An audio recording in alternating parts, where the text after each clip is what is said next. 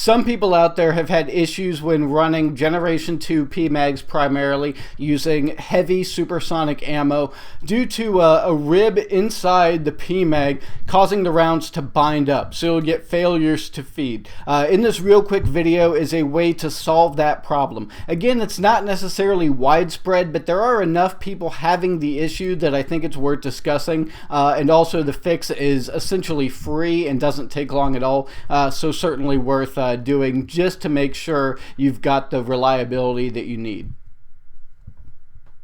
Okay, so here we have a couple Generation 2 just AR-556 standard Pmags. One has been modified and one has not. So we'll go ahead and take a look at the difference. If you look at the one that is not modified, you should see that the rounds really are favoring the one side. They're all leaning this way, and this is almost pressing against the edge of the magazine there. If you look at the modified version, the rounds are much straighter on there. There's another couple millimeters difference, and they're really in line versus being tilted to the side. Again, this one's the unmodified where it's tilted to the side. This one is the modified version where they're straight. If you take the unmodified mag, and we'll go ahead and just tap it against my hand once, you can see that the rounds will get kind of all out of whack in there. If I'm to press down on this, it takes some pressure, and I continue to press down until it snaps into place. So we'll try this again. You know, even worse this time. This can definitely cause some feeding issues. And again, trying to push everything back down into place, if you press the top round down, this is all bound up. This is not going to feed correctly. Pressing this down again is not nearly as easy as it should be. So we'll do the same thing with the modified magazine for comparison.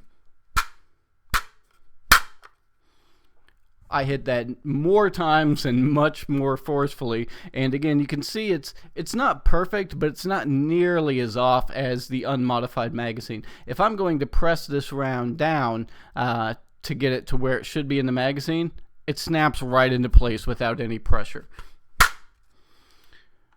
Again, no pressure. That actually fell down just turning the magazine a little bit.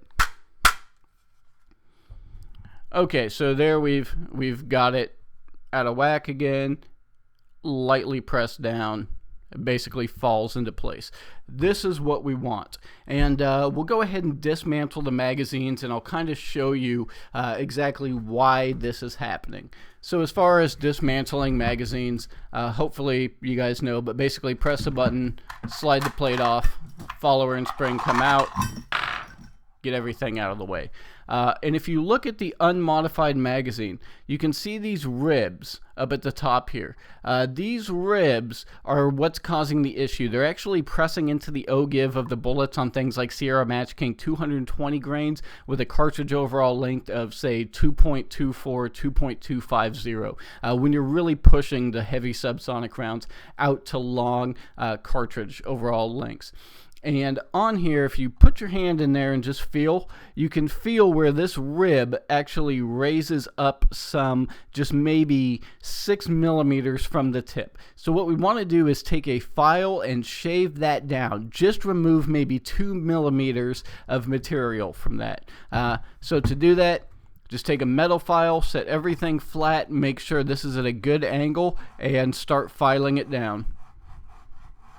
Okay, so here's the final result. This is the modified magazine, and this is the unmodified magazine. As you can see on the modified magazine, that rib has just lost kind of the bump at the top. There's only a millimeter or two of material removed. That's really all you need to do is smooth that out. So we'll go ahead and load these magazines back up, but after that modification, you should be good to go using the heavier grain projectiles.